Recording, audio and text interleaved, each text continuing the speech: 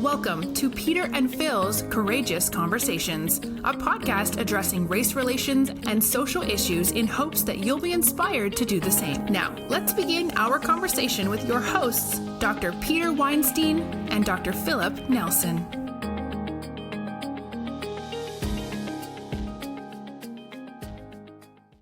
Sir. Welcome to Courageous, and I'm emphasizing courageous today, conversations. I'm Dr. Peter Weinstein. And I'm Dr. Phil Nelson. Today is June 9th, 2025. We just wanted you to know put a timestamp on when we recorded this particular podcast. We want to thank all of those who decided to listen in on us. We want to thank I think we're up to 20 followers now, Peter, because I keep getting notices that somebody's following us, and it's got to be more than 15. So it sounds like we're about to be successful. Yeah, well, we'll see. I was, when we were talking in the intro before we started recording, a song came to mind, and it's Hot Time Summer in the City. For those of you who don't know, both Dr. Nelson and myself are in the Los Angeles area. And there's a lot of things going on in Los Angeles right now that reflect a lot of the consternation and concerns of the nation, but that are escalating and being inflamed locally. And so it hits very close to home. There's a lot of things that are newsworthy. And on Saturday, Phil, we drove up to Los Angeles. So we drove through downtown, and there was a very large police presence just on the street in terms of police cars and red and blue lights flashing, and just a lot of traffic. Certain freeways were closed, certain exits were closed along the major roadways. Yesterday, I was up in an area of Los Angeles doing a free clinic for low-income people, many of whom are people of color, people of low means, and people who are extremely concerned about the efforts to deport even legal immigrants in the area. We were very cognizant of bringing a large group of people together in a community and very sensitive to their needs, especially in the face of the activities that were being stimulated out of Washington. So it's a very uncomfortable time in our backyard. Yeah. In thinking about what we wanted to say on this broadcast, there's the overall picture that appears that the president's administration has declared war on California. And it's not just the immigrant raids that seem to, it's the delay, for instance, in funding, that the federal funding from FEMA for the fires. It's the threats, the volatile vocal threats to by the president himself to arrest the governor or the mayor. It is the inferred threats from other administrative officials that pose unlikely scenarios, like if the mayor prevents a federal official or a federal officer from completing his or her duty, then she will be arrested. Well, this kind of blunder, this kind of bluster. That was a good slip up there. I think so too. This kind of bluster is a blunder in and of itself. First of all, you don't edge someone to act inappropriately by using verbal threats. And secondly, what have we come to when we expect our elected officials to stoop that low? I am no more worried today than I was 2 weeks ago. I just think that we are now seeing the face behind the disguise. And this is what we have been worried about all along. The issue isn't whether there's a declared war on California. The issue here is about the threat of losing due process, because due process is our protection. And when a congresswoman or congressperson cannot visit a federal facility under congressional authority, when the doors are slammed in their faces, when all they're trying to do is follow up on their constituents and to make sure that the detentions are humane until due process can be served. Any president who thinks that that is a limitation of presidential power is right. It is a limitation that we have lived with since the dawn of this country.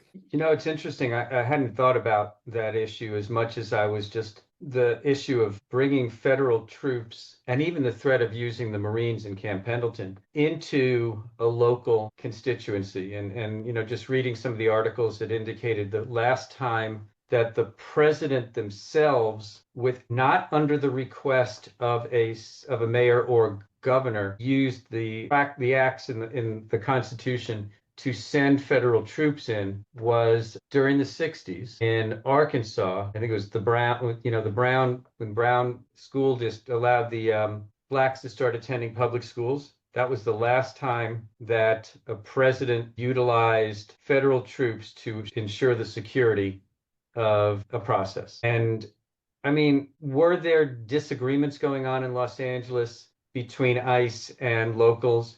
Yes. Were there protests? Yes. Had they escalated to violence? No. Were they a peaceful protest to the best of my knowledge? Yes. Is this going to incite, in all likelihood, something of greater concern? If this moves into certain portions of LA that are already a tinderbox when it comes down to their feelings of violations of their rights, I have significant concerns of the escalation of what's going on. Well, again, your concerns are definitely warranted. And in contrast to the expressed concerns of the president, it is no wonder that his either refusal to understand how force can actually be the trigger of violence, or his bias is so strong that it doesn't matter. In an interview he gave on Saturday, without even knowing who these people were, he claimed that that these people were violent.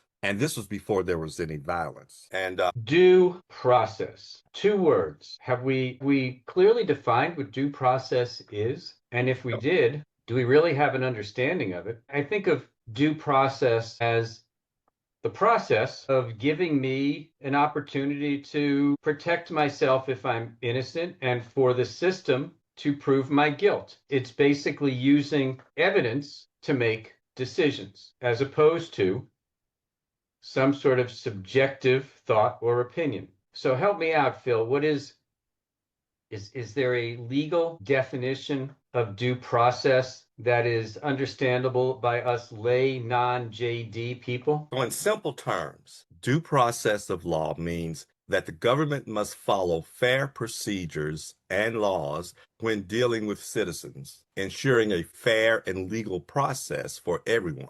Now that means that there are certain rules that you have to follow before you can imprison someone.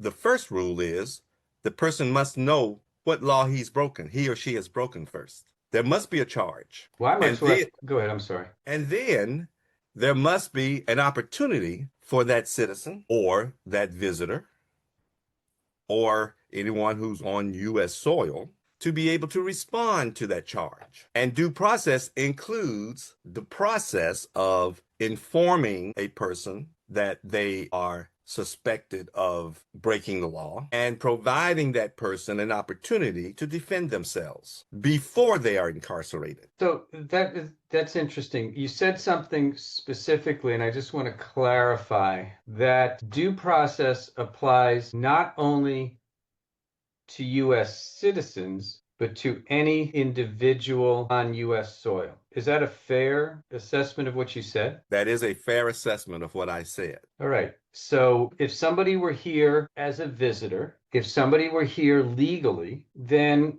okay. But what about people who might have, in some way, shape, or form, got into the United States through nefarious ways? Even then, due process appeal can be used with them. What do you think? Well, I think yes, but I'm just getting clarification from the legal scholar who's got a veterinary degree. I'm not a legal scholar, and there's always the letter of the law and the spirit of the law. Perspective. Exactly.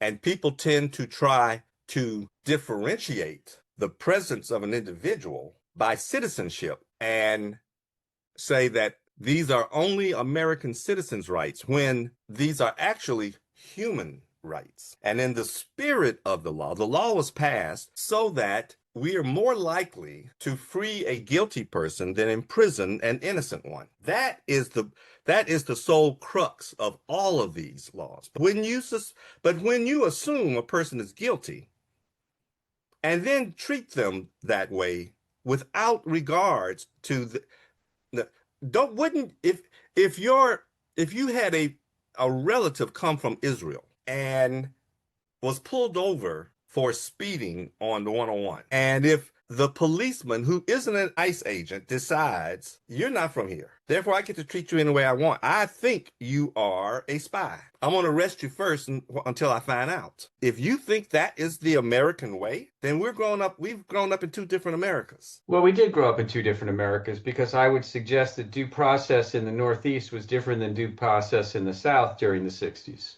I mean, let's just be honest. Due process is not different. Due process is due process. The enforcement of due process in the North. The application of due and the application of, because if due process is there to avoid the arbitrary or unfair actions against individuals, let's just be honest. In your neck of the woods during the 60s when you were growing up, due process was not being enforced in the same way as it was being enforced in New York or California or other places. I would say that I'm going to be very honest and say that due process was differentially applied in California and New York too. So now, in your community, you may not be aware of that, and therefore you think New York was different, and it may have been.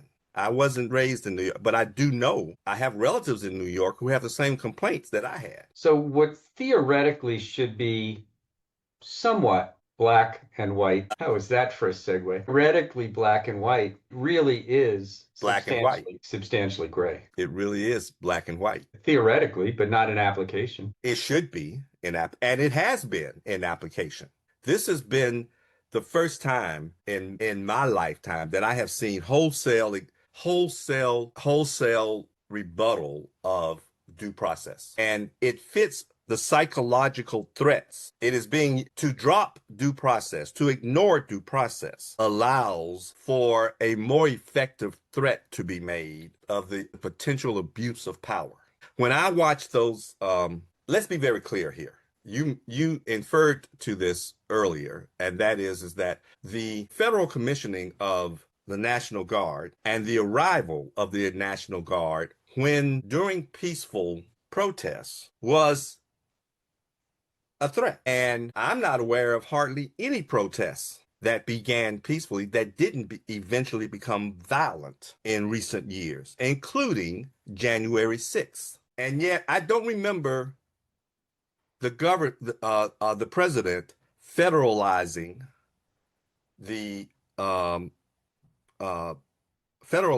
National Guard to protect the Capitol. Well, I also may be wrong in the sense that the representative from Maryland and Virginia, the surrounding states, did reach out. I know.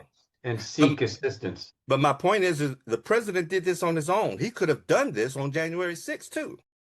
Could have. Right?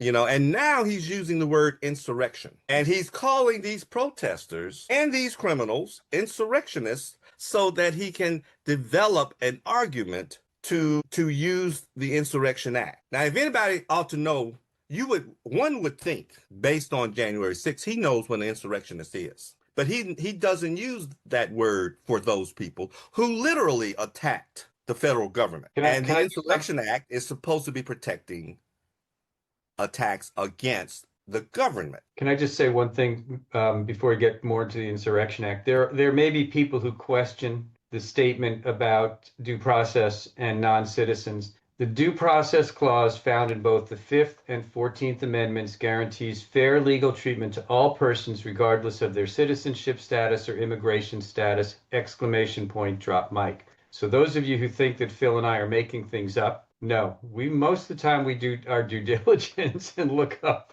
things before we put both feet in both feet. Yeah, there was English. Unfortunately, I heard a congressional committee who were at odds with each other, Republicans and Democrats. And the Republicans were actually promoting the fact that the Supreme Court has given us a discretion in the application of due process. And actually, they misinterpreted a Supreme Court decision that essentially says once a person has found to be a non-citizen, there may be a differential set of rights that we may follow based on citizenry. But due process itself is applied until the status has been clearly shown. And that is only right.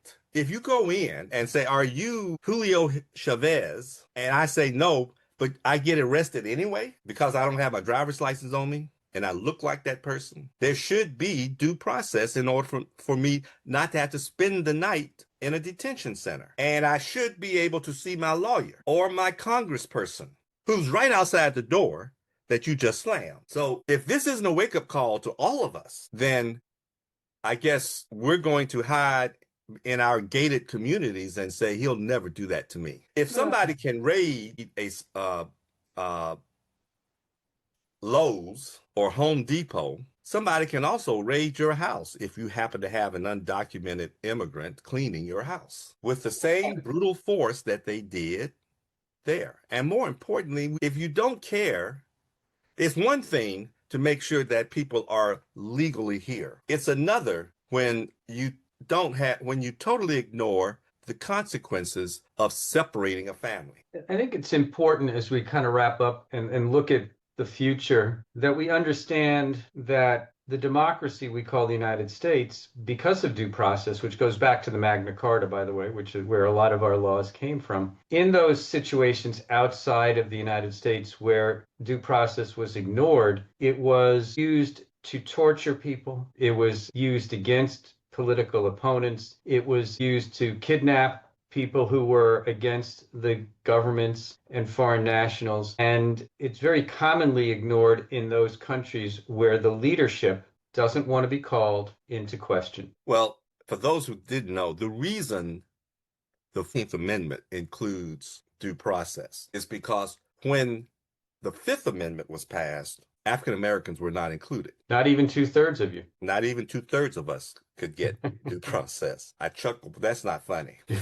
I know. But so it's really due process is to ensure human rights, isn't it? Correct. The inalienable rights that we talked about in the Declaration of Independence. This is where we seem to falter. And as much as we as a country comment about human rights violations in other countries around the world, there's starting to be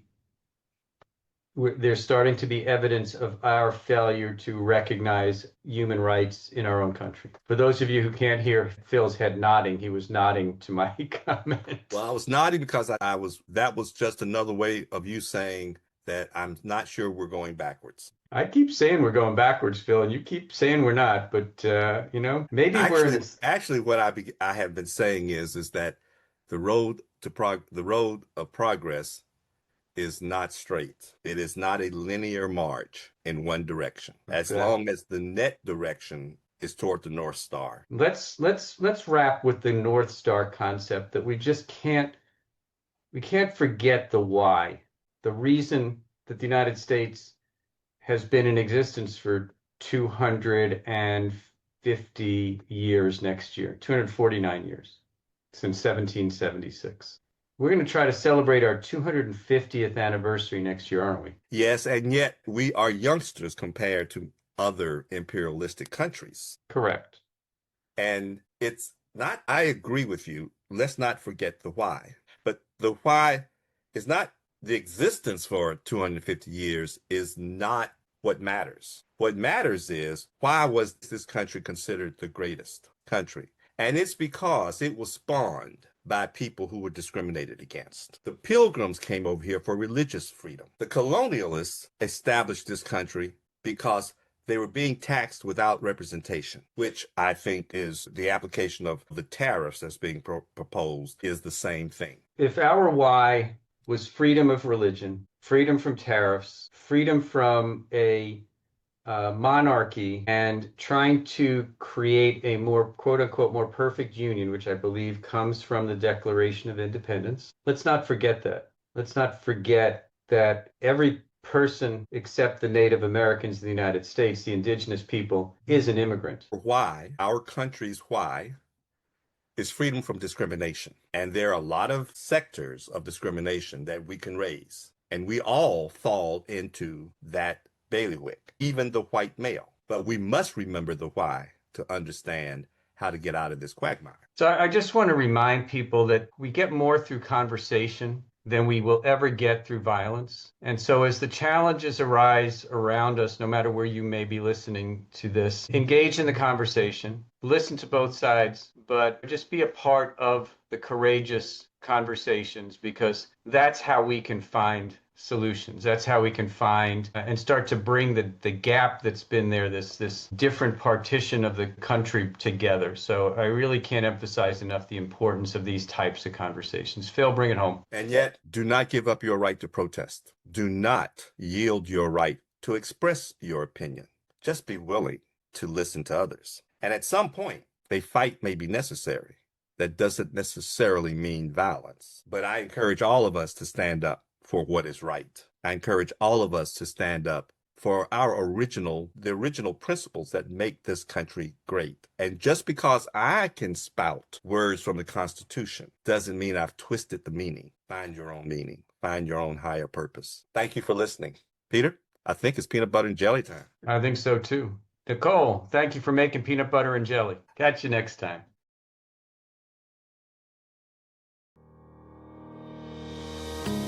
Thank you for joining us for another courageous conversation. Be sure to follow us and check back next week for more.